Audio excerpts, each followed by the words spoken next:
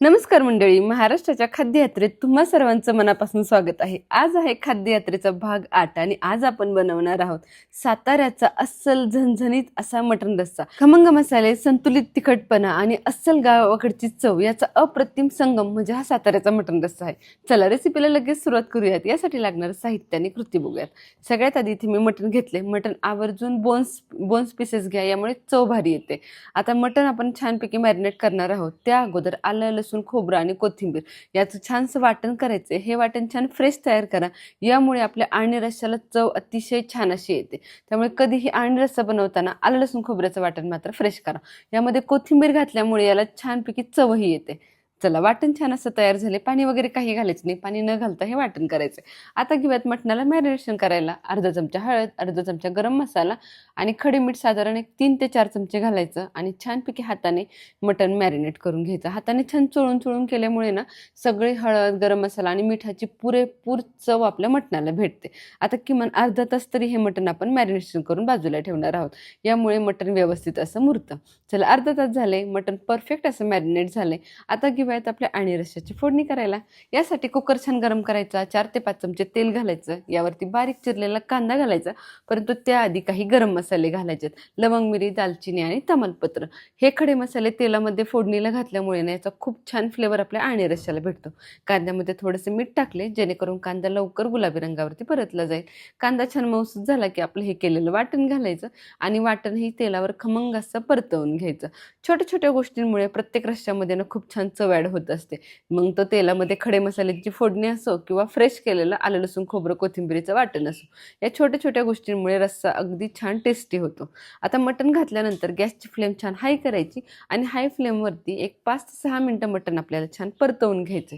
आता परतवत असताना झाकण ठेवून 1-2 मिनिटाची वाफही देणार आहोत. त्याआधी कोथिंबीर घालायची आणि मटण परत एकदा 1-2 ते 3 मिनटं परतवून घ्यायचं. आता झाकण ठेवून वाफ लावून घेऊयात. झाकण ठेवून वाफ काढल्यामुळे मटणाला त्याचं अंगचं पाणी सुटतं आणि यामुळे आपला आळणी रस्सा खूप छान चविष्ट होतो आणि पीसेससुद्धा अतिशय टेंडर असे शिजतात. आता यामध्ये साधारण 2 ते 3 ग्लास गरम पाणी घालायचं. मटणची तुमची क्वांटिटी किती आहे त्यानुसार गरम पाणी घालायचं आणि कुकरचे किमान 3 ते 4 शिट्ट्या काढून घ्यायच्या. तुमचं कुकर जर अगदी छान चांगलं 2 ते 3 शिट्ट्यांमध्ये मटण शिजणारा असेल तर 3 शिट्ट्या पुरेशा होतात, परंतु नसेल तर 4 शिट्ट्या काढा. मटण शिजेपर्यंत याचं वाटण बनवून घेऊयात. यासाठी घेतले भाजकी डाळ, तीळ, दालचिनी, लवंग, काळी मिरी, शहाजिरी, कांदा, टोमॅटो, सुके खोबऱ्याचा किस, आलं आणि लसूण. चला, तर या सगळ्या गोष्टी आपण छान अशा भाजून घेणार आहोत. यासाठी पॅन गरम करायचा. पॅनवरती सगळ्यात आधी तीळ आणि भाजकी डाळ हलकीशी भाजून घ्यायची. सुरुवातीला तेल न घालता भाजा, म्हणजे ती व्यवस्थित अशी भाजली जाते आणि 1-2 मिनटं छान खमंग अशी भाजली गेली की यामध्ये 1-2 चमचे तेल घालायचं आणि तेलावरती छान सोनेरी रंग येईपर्यंत परतवून घ्यायचं. साताऱ्याचा मटण रस्सा हा खूप जास्त तिखट नसतो. अगदी कोल्हापुरी तांबड्या रस्स्यासारखा खूप जास्त तिखट झणझणीत नसतो, कारण यामध्ये अगदी मोजकेच खडे मसाले वापरले जातात. त्यामुळे तिखटपणा अगदी प्रमाणात असतो. तुम्ही जर खूप जास्त झणझणीत तिखट रस्सा खाण्याचे शौकीन नसाल तर आवर्जून हा साताऱ्याचा मटण रस्सा ट्राय करा, कारण यामध्ये खडे मसाले अगदी मोजकेच आहेत. तुम्ही बघू शकताय, दालचिनी, लवंग आणि काळी मिरी तेही प्रमाण अगदी थोड्या प्रमाणामध्ये, जेणेकरून चवही रश्श्याला भन्नाट अशी येते आणि तिखटपणा सुद्धा अगदी संतुलित राहतो. चला, तर पॅनमध्ये खडे मसाल्यांबरोबरच सुकं खोबरं सुद्धा छान खमंग असं भाजून घ्यायचं. यामुळे काय होतं, खडे मसाले ही छान भाजले जातात आणि खोबऱ्याला सुद्धा या खडे मसाल्यांचा छान फ्लेवरही भेटतो. चला, अगदी सोनेरी रंगावर खोबरं भाजून घेतले. आता कांदा भाजायला घेऊयात.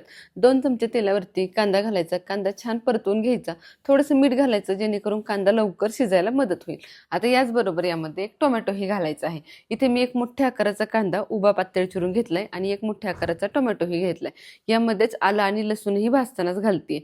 हे सगळं साहित्य मी 4 ते 5 जणांसाठी लागणाऱ्या मटण रस्स्याचं मी तुम्हाला सांगत आहे. जर तुम्ही जास्त लोकांसाठी बनवणार असाल तर कांदा, टोमॅटो, खोबरं या सगळ्याचं साहित्य वाढवा. कमी जणांसाठी बनवत असाल तर कमी करा. चला, कांदा, टोमॅटो आणि त्याचबरोबर आलं, लसूण या सगळ्या गोष्टी छान अशा भाजल्या गेल्यात. आता यामध्ये कोथिंबीर घालायची. देठाकडचे भाग घाला जास्तीचा आणि हे सगळं साहित्य छान बारीक असं वाटून घ्यायचं. चला, सगळं साहित्य एकत्र करायचं आणि नंतर वाटून घ्यायचं. टोमॅटो घातल्यामुळे ना वाटण्याला रंग छान येतो. टोमॅटो आणि कोथिंबीर आवर्जून वाटणामध्ये घाला. साताऱ्याच्या मटण रस्स्यामध्ये आवर्जून टोमॅटो घातला जातो. चला, वाटण सुंदर असं तयार झाले. मटणही इथं आपलं परफेक्ट असं शिजलंय. तुम्हाला एक पीस मी तोडूनही दाखवते. कुकरच्या 3 शिट्ट्यांमध्ये माझं मटण इथं अगदी परफेक्ट असं शिजले मसाले आणि रस्सा सुद्धा सुंदर असा तयार झालाय आणि रश्श्यामुळेच आपल्या मटणाला खूप छान चव येत असते. त्यामुळे मटण मॅरिनेशन अगदी परफेक्ट करा आणि सगळं साहित्य सुद्धा अगदी परफेक्ट प्रमाणामध्ये घाला. चला आता घेऊयात आपल्या रश्श्याची फोडणी करायला. 6 ते 7 चमचे तेल छानपैकी गरम केले. यामध्ये हे केलेलं वाटण घालायचं आणि वाटण आता मात्र तेल सुटेपर्यंत छान परतवून घ्यायचं.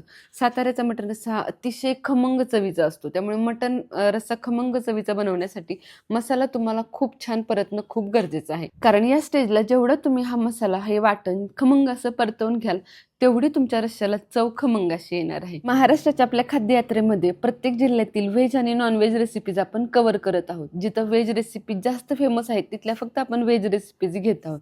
त्यामुळे एकही रेसिपी आपल्या खाद्ययात्रेतली मिस करू नका, कारण यामुळे तुम्हाला प्रत्येक जिल्ह्यातील प्रत्येक रेसिपी मागचं वेगळेपण लक्षात येणार आहे. आपल्याला असं बऱ्याच वेळेला वाटते की मटण रस्सा आहे काय वेगळं असणार आहे, प्रत्येक ठिकाणी तर सेमच असतं, परंतु असं नाहीये. प्रत्येक ठिकाणी गरम मसाल्यांचं प्रमाण वेगळं आहे, घातले जाणाऱ्या सगळ्या साहित्यांचं प्रमाण वेगळं आहे. त्यामुळे आवर्जून सगळ्या रेसिपी शेवटपर्यंत बघा, म्हणजे प्रत्येक रेसिपीतली तुम्हाला खासियत समजेल. चला इकडे मी वाटण छान परतलं गेलं की काळं तिखट, लाल तिखट आणि गरम मसाला घालून घेतलाय. साताऱ्याच्या मटण रश्श्यामध्ये अजून एक महत्त्वाची गोष्ट आहे ते म्हणजे घरगुती काळं तिखट. घरगुती काळं तिखट आवर्जून यामध्ये घाला, कारण यामुळेच मेन फ्लेवर येतो. चला मसाले घातल्यानंतर छान असा मसाला तेल सुटेपर्यंत परतवून घेतलाय. तुम्ही बघू शकताय मसाल्याला किती सुंदर तेल सुटले. आपण केलेलं वाटण आणि आत्ताचं वाटण यामध्ये खूप जास्त फरक पडलाय, कारण आपण हा मसाला छानपैकी परतवून घेतलाय. चला आता यामध्ये आळणी रस्सा घालून घ्यायचा. आणि रस्सा सगळ्या पीसेस सहित घालून घ्या, कारण आपण याला सुक्क मटण वगैरे काही बनवणार नाही आहोत. कारण सुक्क मटण बनवायचं म्हटलं की पीसेस बाजूला काढावे लागतात आणि रस्सा बाजूला काढावा लागतो. यामुळे मटण रश्श्याची मूळ चव कमी होते. चला रस्सा छानपैकी मिक्स करून घेतलाय. आता यामध्ये भरपूर अशी कोथिंबीर घालायची, चवीप्रमाणे मीठ घालायचं. आणि रश्श्यामध्ये जरी आपण मीठ घातलं असलं तरी आता मीठ ॲडजस्ट करून घ्या, टेस्ट करा आणि नंतर मीठ घाला. सुंदर असं आपला मटण रस्सा तयार होतोय. आता हा मटण रस्सा किमान 7 ते 8 मिनिटं छानपैकी उकळून घ्यायचा, कारण हा साताऱ्याचा स्पेशल मटण रस्सा जास्त वेळ उकळला जातो आणि तो थोडासा दाटसर असतो. जेवढा तुम्ही हा रस्सा जास्त वेळ उकळवाल ना तेवढी त्याची चव वाढते.